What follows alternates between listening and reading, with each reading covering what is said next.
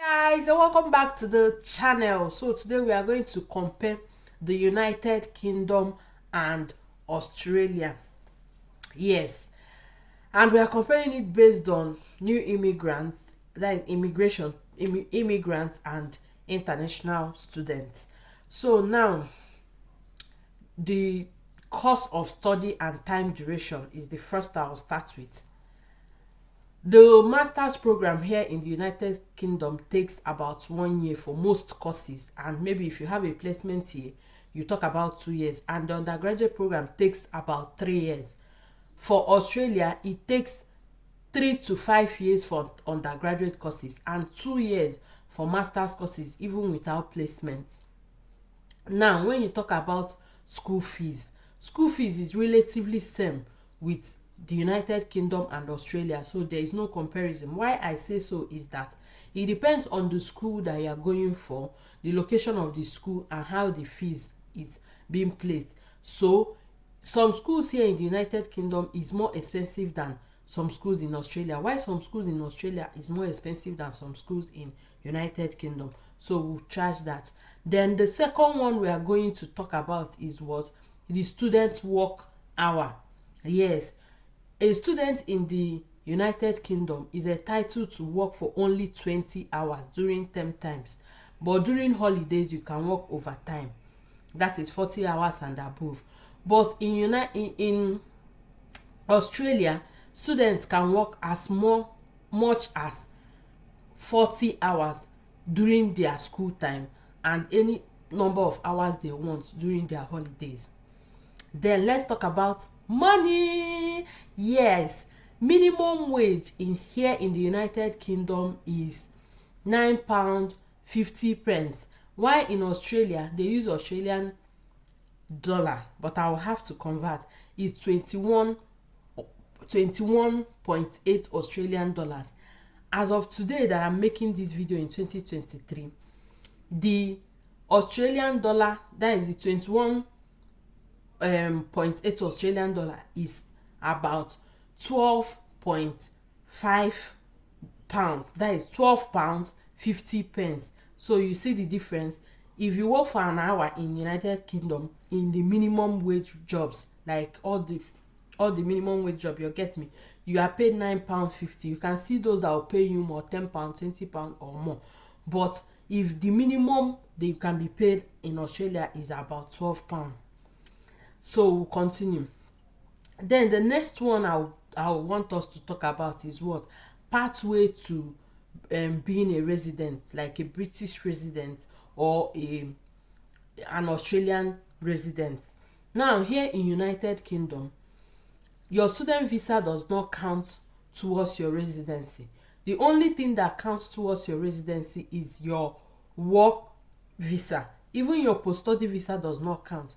For example, you spend 1 year or 2 years doing master, spend another 2 years on post-study, then get a job and you have to spend 5 years on that job before you can apply for your indefinite leave to remain, which you will stay on that indefinite leave to remain for a year or more before you apply for your citizenship.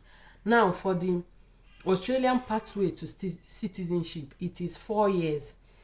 What it means is that even if you are on a student visa for 4 years, after 4 years, as far as you have spent 4 years in Australia, you can get a permanent resident. So as a master student, if you get 2 years masters, their master is normally 2 years, and you stay for post-study for another 2 years, then get a job, you can actually apply for your Australian citizenship immediately. I hope you get what I am trying to say. Then let's talk about post-study work visa. The post-study work visa for United Kingdom is 2 years if you meet up to all the conditions that you are required to meet up to. In Australia, it is 2 to 4 years and it is renewable. If you apply for it for the first time, they give you 2 years, and after the 2 years, if you want to still renew it, that is, you have not gotten a job that can sponsor your stay, you can renew it.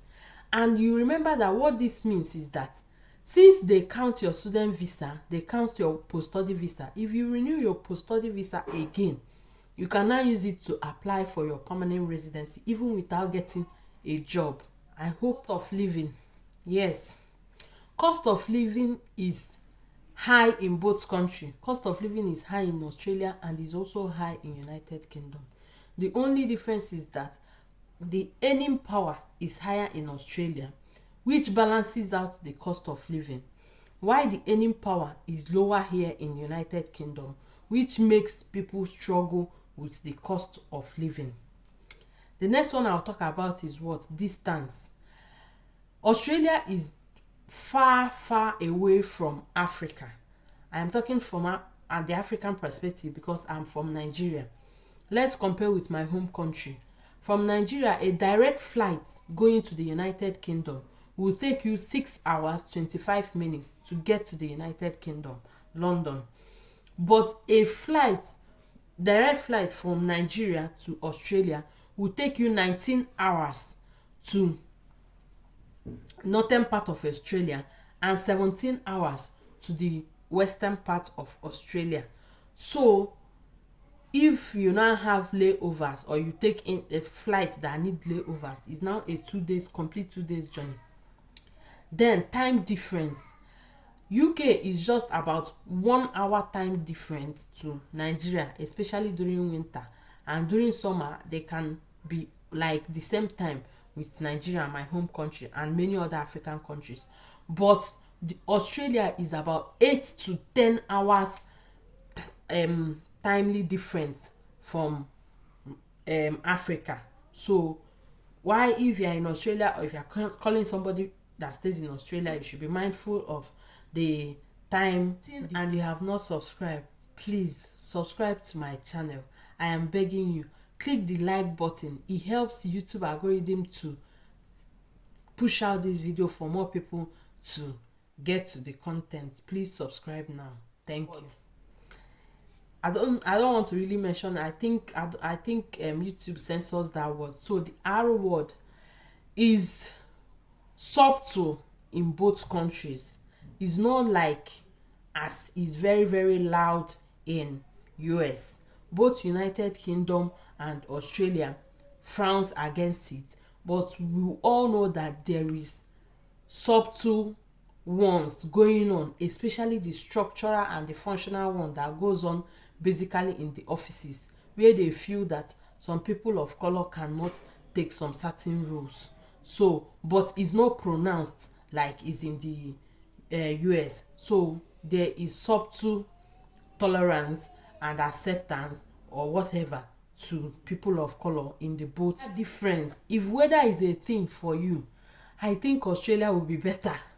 Now the both country have the summer, winter, spring, autumn weather system. But what happens is that UK is far, far colder than Australia. Let me explain to you. Winter in United Kingdom, the temperature is between 12 and -2 on the average. Winter in Australia, the weather is between 18 to 25.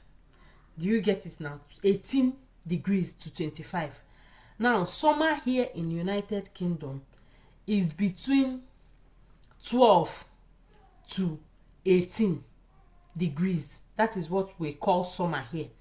Summer in Australia is between 25 degrees to 30 degrees.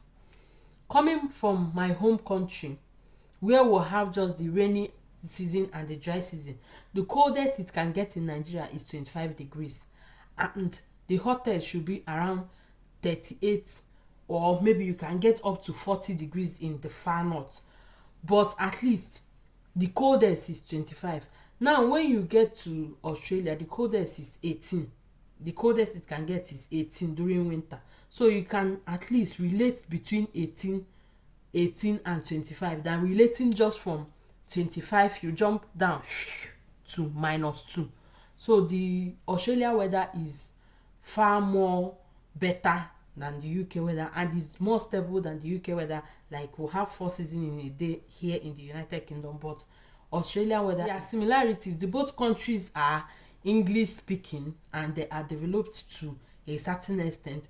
For scholarship opportunities, there are scholarship opportunities both in Australia and the United Kingdom, both the fully funded scholarship and the the student discount. Family life, so being social or outdoor activities, as you would expect, because of the weather and also the people, there is more family life, family bonding, outdoor activities, connection with people in Australia than down here in the UK. It's no longer news that you hear so many people saying that UK is very lonely, UK is very uptight. People are like, I don't know how to explain it, but just um take it that Australia is more like family oriented, more laid back, more um it's not as if they are more friendly. They are friendly people here in the UK, but you will get more people that show off their emotions, throwing party and all those kind of things that we are used to back home than here in the United. If you are looking into migration in, and they are still skeptical and have not concluded the country you want to go, you might have to consider Australia and United Kingdom. I hope this my few points will help you in your decision. See you in my next one. Bye bye.